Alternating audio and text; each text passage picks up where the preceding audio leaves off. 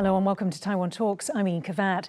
It's not just Philippine resupply missions in the South China or West Philippine Sea that are eyeing escorts to increase their security. Private cable companies operating the wider South China Sea are considering naval escorts or stationing armed guards aboard their vessels to boost their chances of successful repair or construction. Others are simply avoiding the South China Sea altogether. Subsea cables carry approximately 95% of global communication traffic in vast networks, measuring 1.4 million kilometers in length. And many of those cables connecting countries like China, Vietnam, the Philippines, Malaysia and Taiwan to the US and other parts of the world lie under the South China Sea. As China's disputes in the South China Sea intensify, how are these cables being politicized? And is this another front line in the geopolitical battle between China and the United States? Joining us today are Aaron Rabena, University of the Philippines Asian Center professional lecturer, and Brian Hioe, New Bloom magazine founding editor. A very warm welcome to both of you on the show today. Thank you. Cables under the South China Sea are more prone to damage than other locations because the waterway is both a major shipping route and one of the world's top fishing grounds. This means vessels are constantly passing through with anchors and nets that catch on cables. Let me come to you first. So before cable companies relied on basically free access and movement in the South China Sea, what kind of risks are they facing today? Yeah, so right now, as the China-US geopolitical competition intensifies, I think this is bound to happen because these two great powers want to basically ensure that they have control over the South China Sea and that it would not be disrupted by the other perceived hostile power. So I think this is a spillover effect of what we're seeing right now in the China-US great power dyadic relations, where you have tech race, chip wars, trade wars. And so this is also a consequence of that. Yeah. Right. But in terms of the cable companies, for example, Vietnam has been, subject to basically all sorts of damage and then delays on repairs. Vietnam is not on either side of this US-China conflict.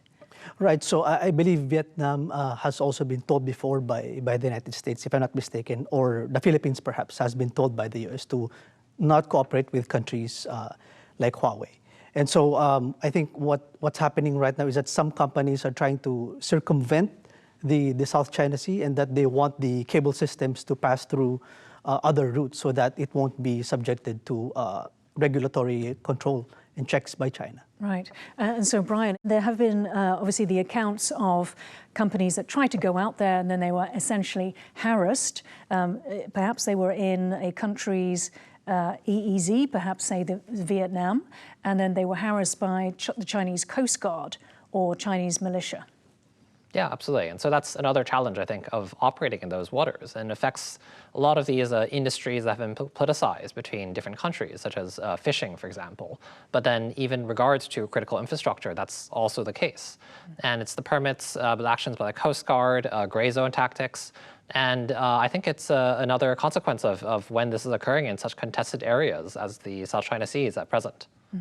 Under UN conventions, cable companies only require permission from a country to fix faults within its territorial waters, which extends 12 miles off the coast. But given the tensions in the South China Sea, many companies have started to ask for permission to enter countries' 200 nautical mile exclusive economic zone. Where there are overlapping claims, companies often seek permits from multiple countries. Beijing denies it is delaying permits, in contrast to reports by the Wall Street Journal, Washington Post, Nikkei Asia and Reuters. In December 2023, Mao Ning, a Chinese Foreign Ministry spokesman, said the Chinese government has always taken a welcoming attitude and supported other countries and telecommunications companies in laying international submarine cables in waters under China's jurisdiction.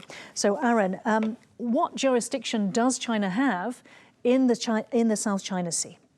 Right, so beyond the 12 nautical miles, I believe under international law, China should no longer be asking for its states to ask for its permission. So the arbitral award ruled that also that China does not have historic rights to the 9-dash line. So I think with this, China is just being consistent with its stance and so is therefore enforcing what it claims to be rightfully theirs. So this is also, I think, part of China's consolidation strategy of the South China Sea, because whoever gets to control the South China Sea gets to put other countries at its mercy, because that country decides what happens in that particular area. Right. So it doesn't surprise you that companies, these private companies are having to go to the trouble of getting permission from China when really they don't need to have permission?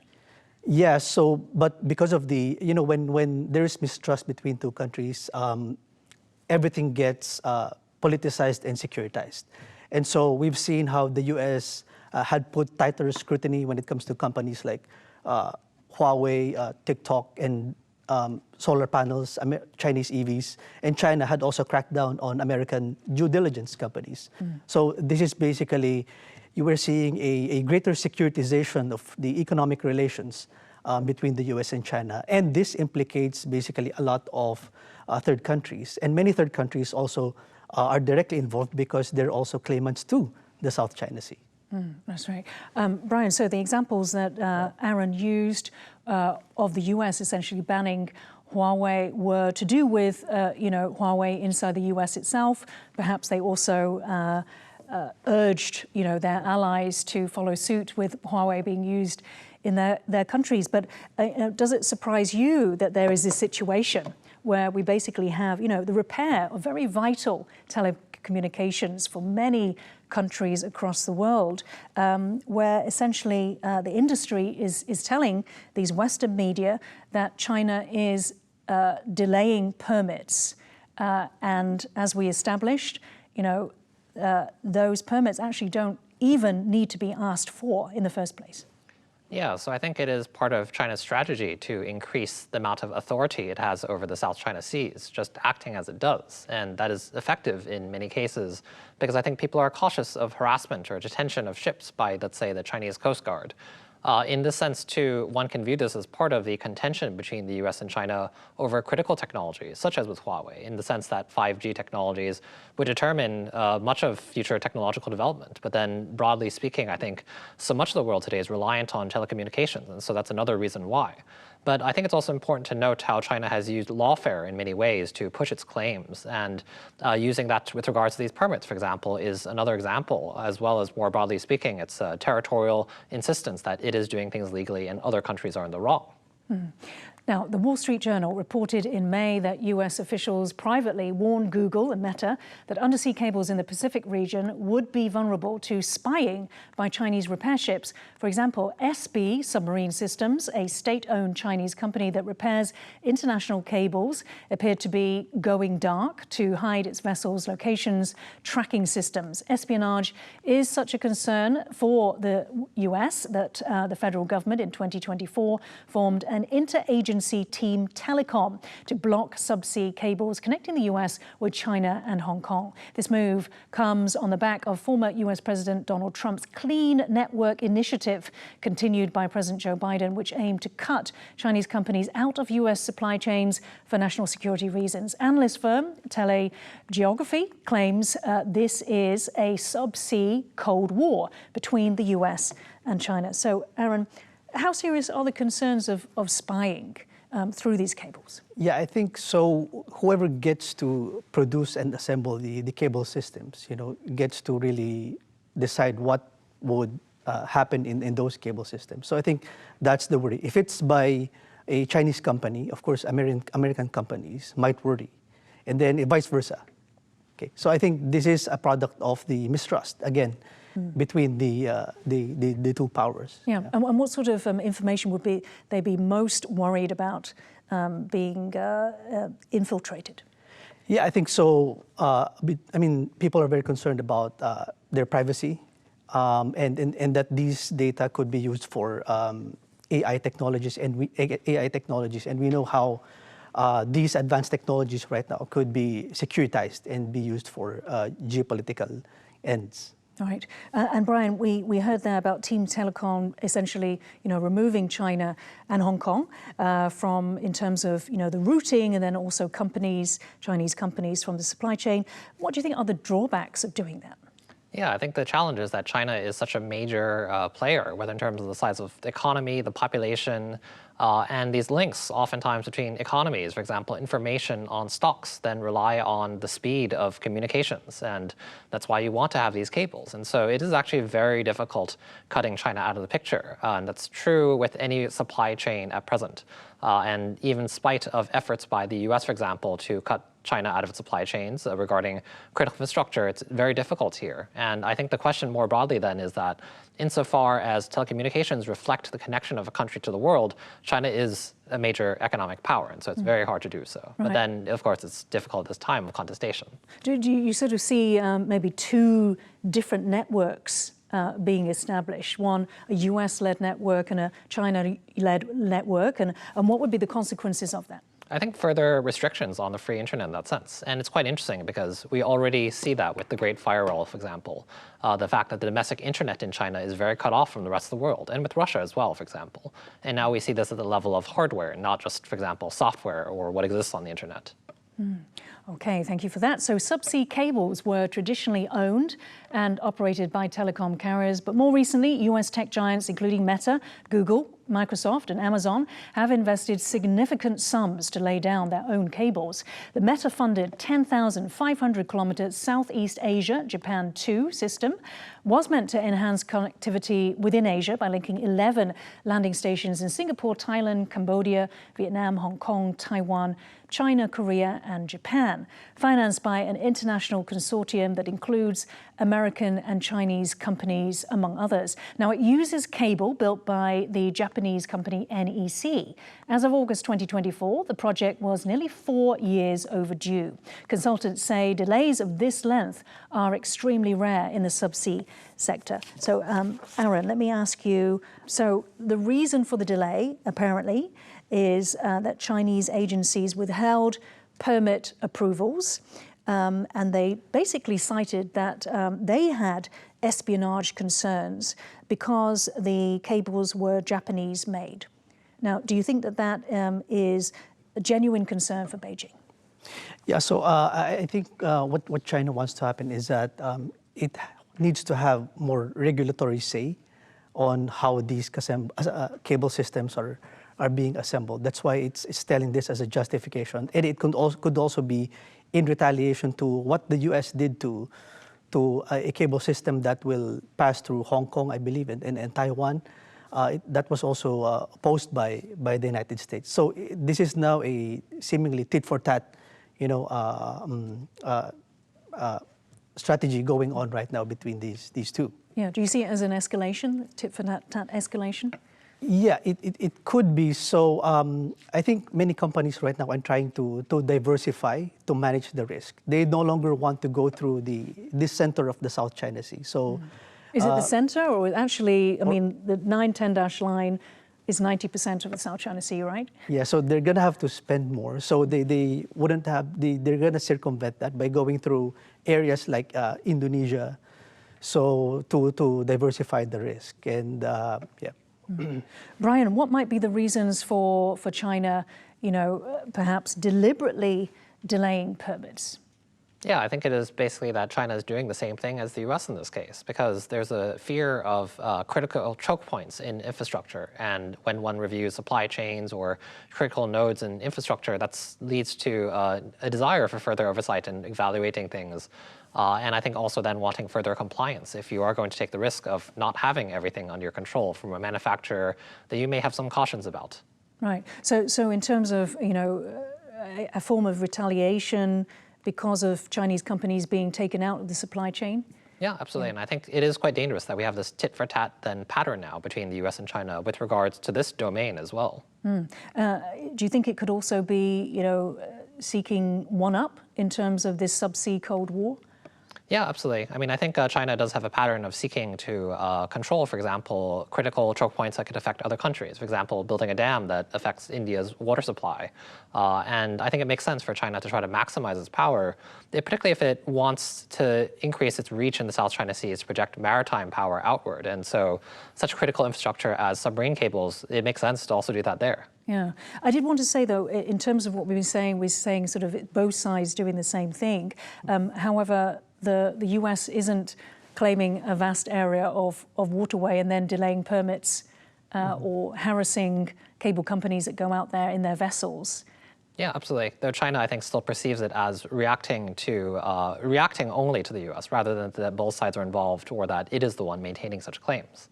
The Asia-Pacific region has seen the biggest investment in undersea cables over the past decade, and those levels remain strong. There are plans to lay 4 cables between the US to Japan and 7 to Singapore after 2024. In addition, 9 cables will be laid to Guam, midway between the US mainland and Southeast Asia. By 2030, Vietnam plans to expand its network with 10 subsea cables, and the US has been urging Vietnam to shift cable suppliers away from China. Aaron, what are the risks to the US itself of Vietnam using Chinese companies? Yeah, so, well, that might subject Vietnam to possible sanctions by China. And of course, Vietnam favoring Chinese companies over American companies is also another thing. But what I also would like to underscore here is that this is also about the, economy of the countries involved, and particularly economic security. Because since, after the pandemic, a lot of governments and countries have increased their reliance on the digital economy. So many states and countries have digitalized, okay?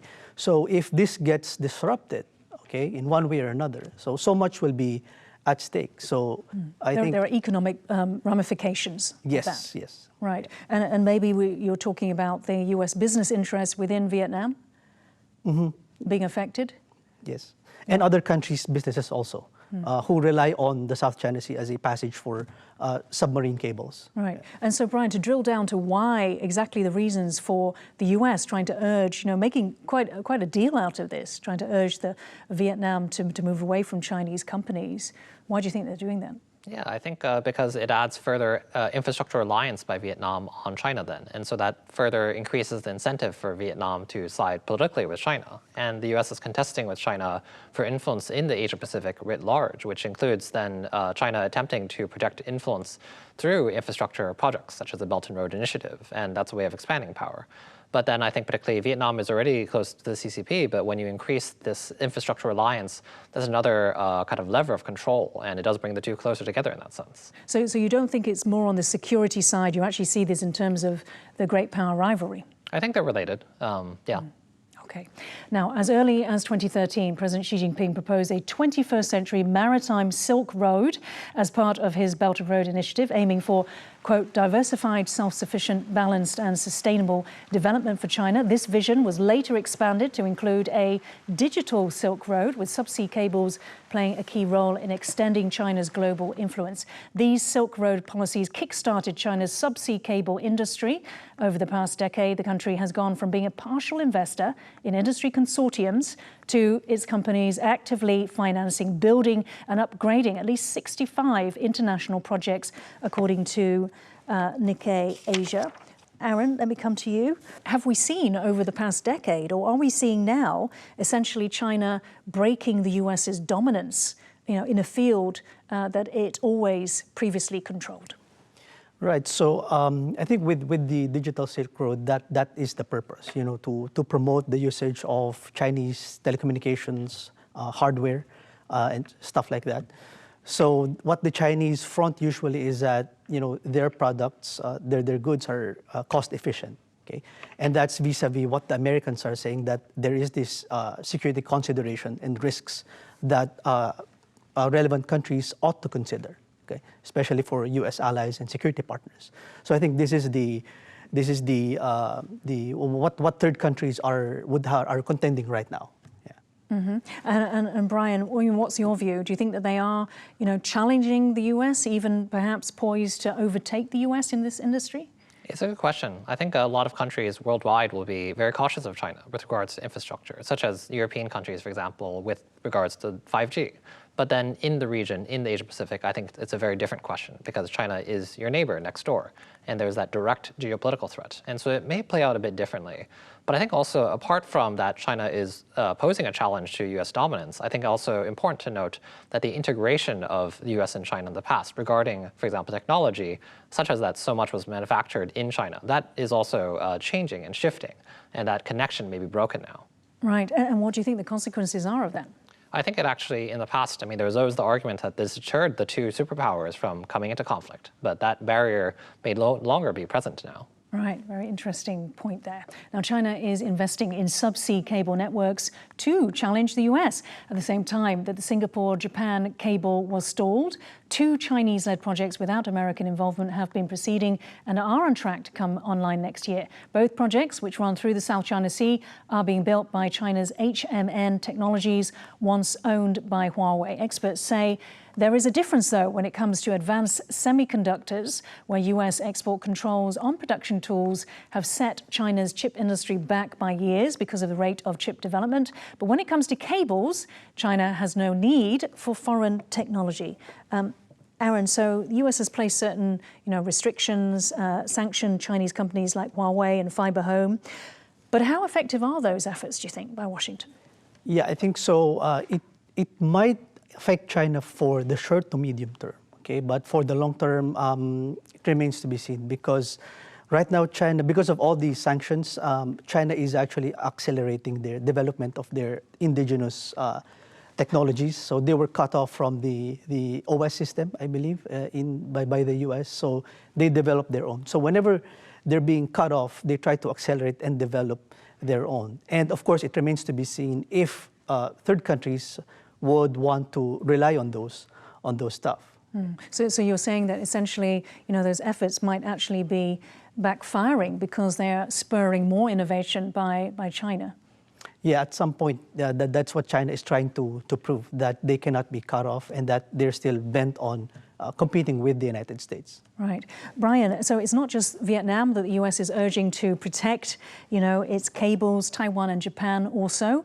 And around Taiwan's outlying island of Matsu, two cables were damaged in quite short succession, cutting the island off from its internet connection. Now, analysts say this could be a tactic that Beijing could use in a coercion campaign to try to get Taiwan to accept China's sovereignty. How vulnerable are Taiwan's cables? Yeah, so what's I think a bit frightening is that there's not a lot of discussion of this as a point of vulnerability until that happened. And so during that time in which there was not submarine cables operating there, sending a text would take 15 minutes in Matsu. But then now there's the focus on, for example, satellites and providing infrastructure web access through that. And that will take effect later this month. And that move was made because this showed that point of vulnerability. There's a lot of hopes on Starlink, for example, in the past as a way to remedy this weakness. But then Elon Musk, we don't know how he'd side in the event of war. And so that they went with a British company instead. And so that there are steps to work on, but it's still a dangerous, I think, choke point that Taiwan faces in the event of a military invasion or other attack. And when do we know that that satellite system might be up and running to become a viable, alternative? They say later this month, but it would take time. And I think Taiwan particularly has also accelerated efforts at developing space technology, for example, wanting satellite clusters, because there's now greater consciousness of that. And of course, the US is the major player in this field, but then of course, China is also hoping to play catch up, I would imagine. Right. And it's interesting that you mentioned a European supplier. So rather than American Elon Musk's company, a European supplier. What do we know? Do we know anything more about this company? Where else it's helped other sovereign countries set up their satellite networks?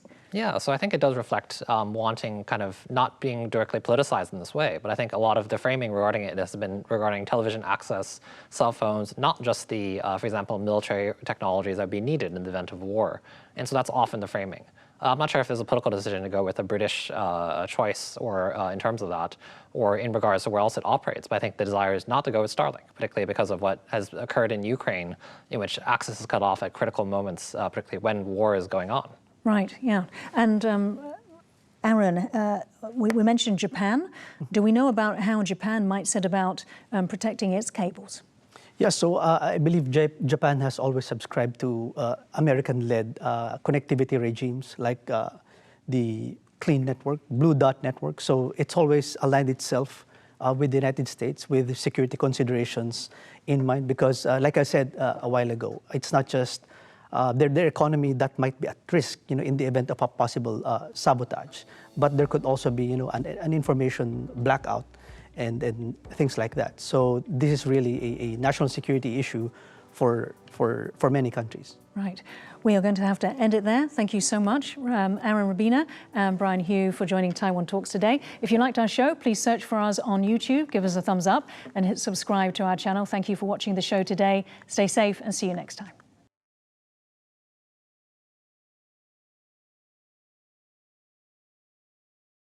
The White House has announced a $50 billion, $20 billion US dollars for semiconductor. TSMC's come out of the 2022 CHIPS Act.